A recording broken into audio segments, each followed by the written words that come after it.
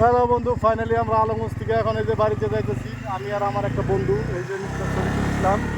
তো দেখেন জায়গাটা খুবই সুন্দর। এখানে অনেক ফিল্মের শুটিং হয়েছে এবং বহু দূর দূর থেকে ইউটিউবাররা এসে এখানে অনেক শ্যুট করেছে, রিল বানাইছে। তো দেখেন জায়গাটা খুবই ইউনিক। তো আপনারা আসেন, ইনশাল্লাহ আপনাদেরও ভালো লাগবে।